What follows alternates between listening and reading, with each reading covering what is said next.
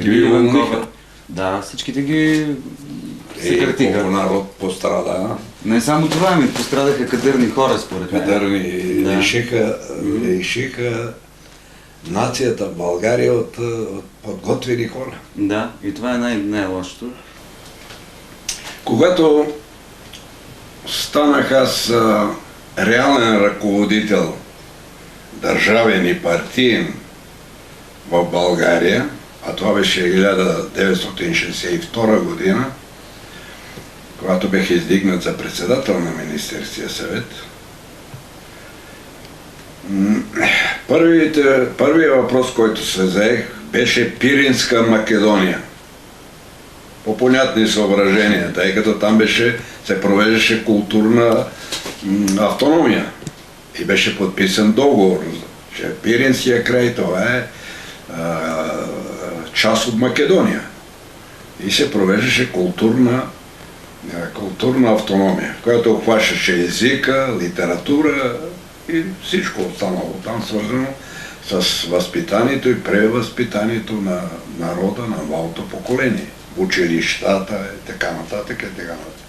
А езика, това беше нашето западно наречие, с някои сърбизми, чуждици, но беше чист български език.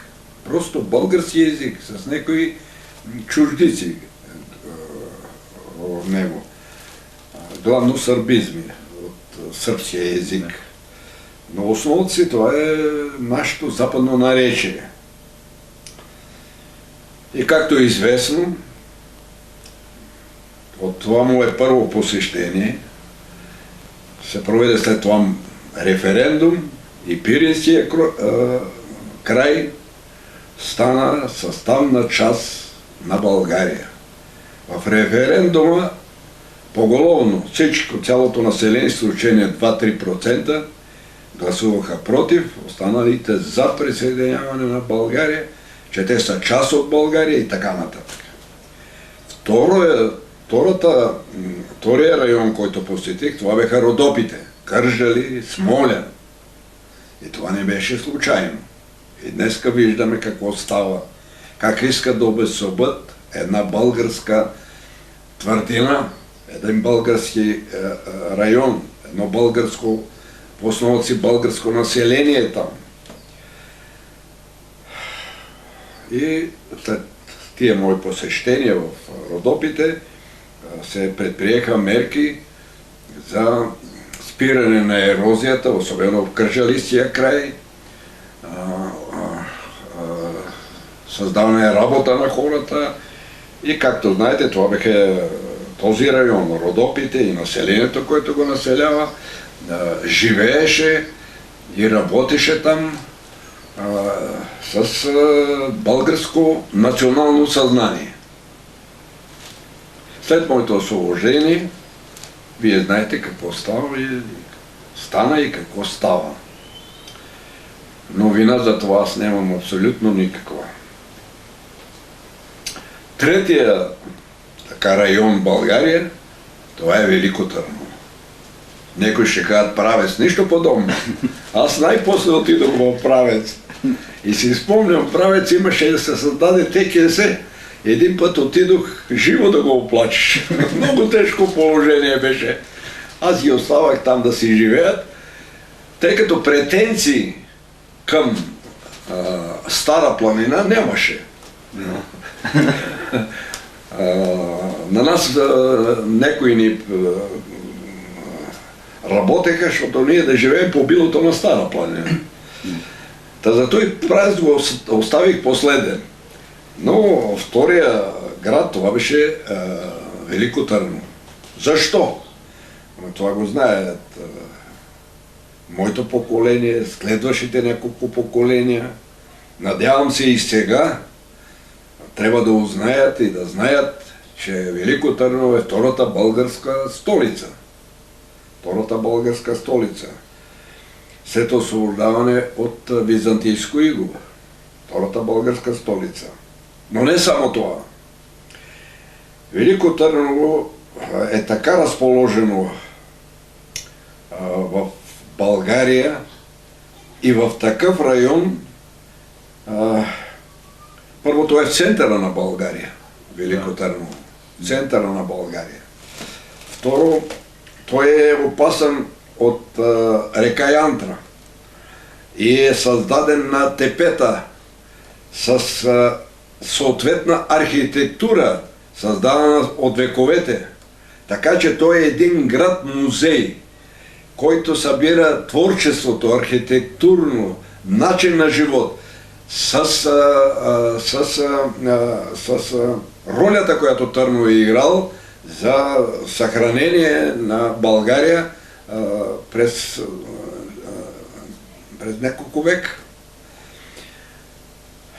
По повод на това, у мен назря идеята да създадем специален комитет, който да се заеме да съхрани това, което имаше до тогава в Велико Търново, да се проведат редица мероприятия за разширяване и укрепване на града и района около него, да паметниците, които ги има там, да се съхранат, въобще да се направи да се положат грижи цялостно Търново да се остане Търново в центъра на България, на българщината, на нашата държава. Не само да се помни от учебници, но да остане жив такъв, какъвто е бил, какъвто ние го наследиме и развитието, което то получи по наше време. Тази идея се поде много, даже бих казал с ентусиазъм, но аз примислих и издигнаха моята кандидатура за председател. Но аз помислих, че не е необходимо такъв исторически паметник, такъв исторически град, аз да бъда председател на комитет, там инициативен комитет за неговото укрепване и развитие. И предложих да сложим начало интелектуалец. И за такъв интелектуалец беше Тодор Павлов. Той възглавяваше комитета. Той възглавяваше този инициативен комитет. Но Тодор Павлов е учен и прочее. Зато и Политбюро реши Пенчо Кобадински, лекар му пръст, той да отговаря за практическите мероприятия, които трябва да се провеждат в изпълнение на тая програма, която инициативният комитет набеляза. В инициативния комитет бяха интелектуалци, хора на науката, на литературата, на изкуствата. Въобще той беше така много добре сформиран по състав и се гарантира практическото изпълнение на задачите, които той си постави. Но разбира се, след нас 7 години минаха. Аз не знам в какво състояние сега, какъв е живота там. Дали той не е обрулен, разрушен, разграбен или е съхранен. Това вие по-добре ще кажете. Не, това, което е направено е съхранено доста добре. Доста добре. Мога само да ви кажа, че резиденцията, която беше в Арбанаси, сега е хотел. Много добре, резиденцията не е Арбанаси, само това Арбанаси, ние там не разрешаваме да се строи друго. Да. Само това, да не рушим това, което е създадено.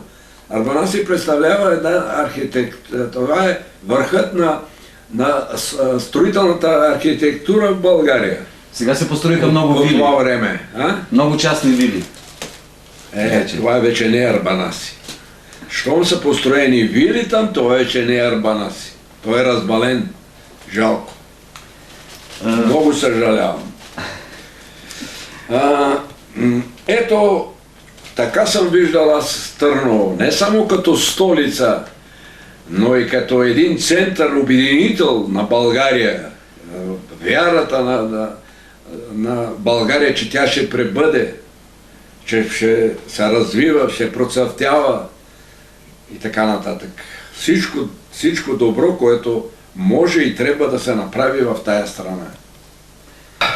България след моето освобождане започна да се разграбва. Всичко това, което 3 поколения българи създадоха, се разграбва и продължава да се, за съжаление, продължава да се разграбва и сега. Трябва да се спре това разграбване. Никакви доказателства и маневриране, че се изгражда демократично общество, не могат да прикрият агонията на българина. Защото кои са много богаташите? Те са 5 на 100. Останалото една част едва свързва, както казва народа, двата края, а другото е в пълна мизерия и израждане. И за съжаление, грабителството върху България продължава и сега. Ето това ме тревожи. Да. Но аз съм под домашен арест, на мен са вържени ръцете и краката, зад мен не стои никаква организирана сила. Моли си представите партията Столетница, която се обяви Българска социалистическа партия, наследила и активите и пасивите на миналото. А активите и пасивите на 30 годишното управление на тази страна аз стоях. Защото 9 години бех председател на Министерския съвет и близо 20 години бех държавен глава. Ето всичко това, което създадаха 3 поколения българи, започна да се руши и да се разграбва. И това, което ме мъчи, това е, което не ми дава покой. И откровено да ви кажа, ето сега предстои след няколко дена аз да чествам своята 85 годишна. Съгласно традицията, това е кръгла годишнина. Но аз много се колебаех. Дали трябва да чествам 85 годишнината? Известно е, че аз пари нямам. Ясно е, че тук спонсори трябва, както ги наричат сега спонсори. Такива спонсори се явиха много. И в София, и в родния ми край. Но пред мен стои въпроса. Какво ще стане това честване? Нема ли да бъде както всички други? Пир по време на чума. Ето този въпрос ме тревожи. Нема ли хората да кажат, че това е пир по време на чума? И до вчера аз отказвах. Но вчера капитулирах и се съгласих да се организира такова честване, ако прокуратурата реши в моя роден край. Бившата Ботевградска околия, която обхващаше сегашната община Ботевград, Правец и Етрополе. Над 10 или 15 души артисти, певци, певици там са изявили желание безплатно да участват. Ето тук на първа страница в 24 часа пише: танцуват на Тато в събота. Юбилей за мен стягат самодеи в столицата и страната по случай 85-та годишна и така нататък с ваша снимка на първа страница.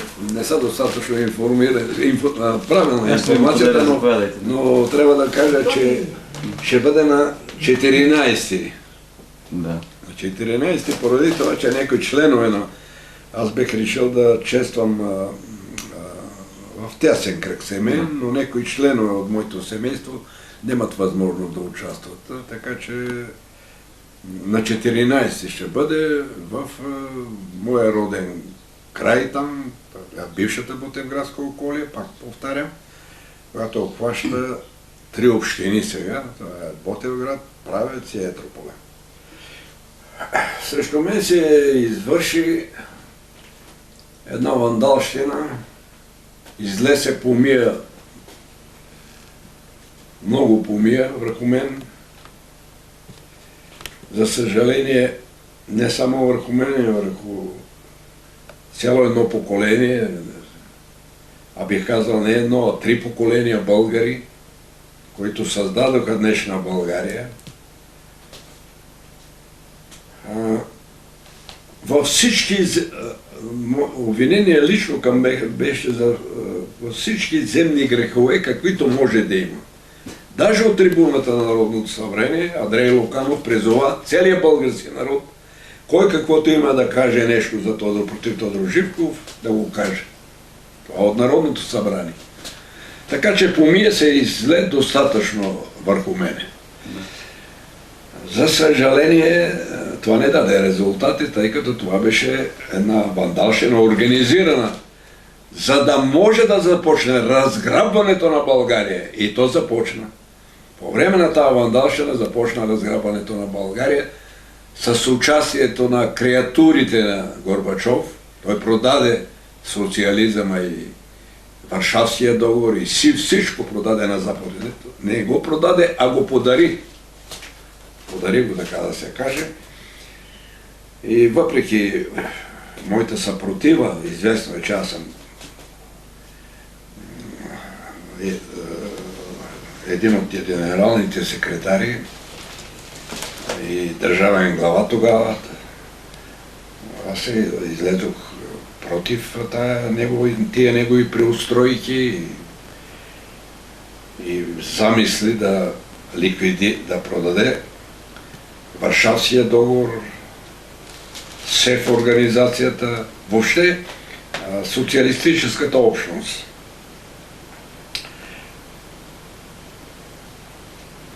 Но аз се борих достойно, но не можеше една страна, това число и България, да направи завой. Не можеше, тъй като какво сме ние без останалите страни.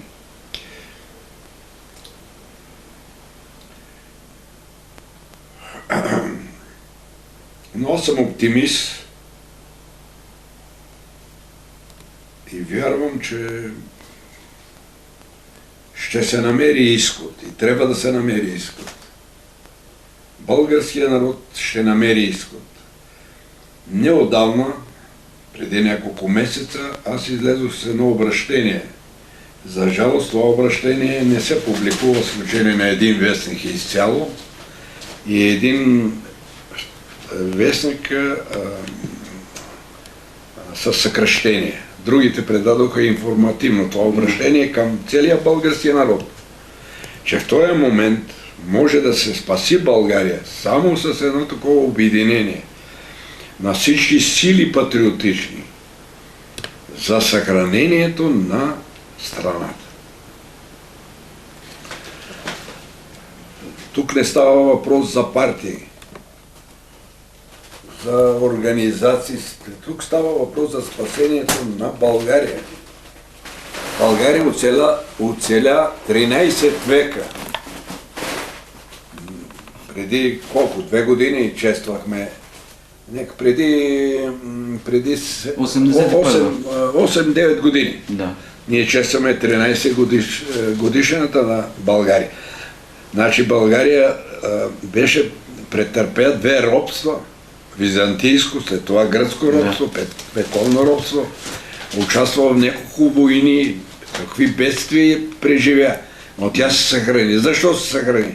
Защото има основната народност тук, състояща се в България, по нашите земи, състояща се от славяни, българи, траки, образуваха българския род и този род съхрани държавата. Съхрани тая държава. 13 века. А сега, като че някои вътрешни и външни сили са си поставили задача само за 7 или 10 години да я разрушат. А само битово разложение не съм слушал да ме обвиняват. Всичко друго са ме обвинявали. Понеже споменахте за... Това, че съм изнесъл милиарди левове на Запад, че имам замъци в Запад и че имам вили, че... Какво ли не? Че съм агент, провокатор и прочее, какво ли не? Всичко. За битово разложение не съм чул още. Цялостен личен живот може да живее той, който е свободен. Аз не съм свободен. Мен ме арестуваха на 10 ноември ме освободиха, а на 28 януари следващата година ме арестуваха. Една журналистка ме питаше преди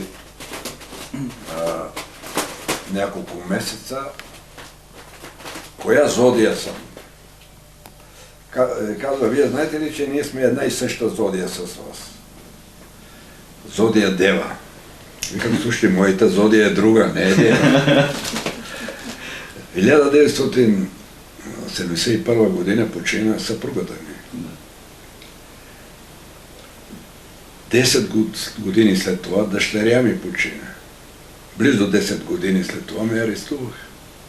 Викаме, това е моята зодия. Какво ще стане по-нататък? Просто не мисля.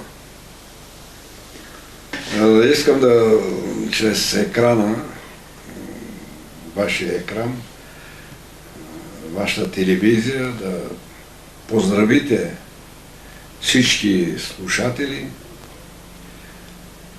и да ги уверите, че Тодор Живков си остава Тодор Живков. Аз съм поел изцяло цялата отговорност за времето, което аз съм бил начало на партията и държавата, и не съм давал абсолютно никакви показания след дело номер 1. Никакви показания вие не може да намерите. Отказах всякакви показания.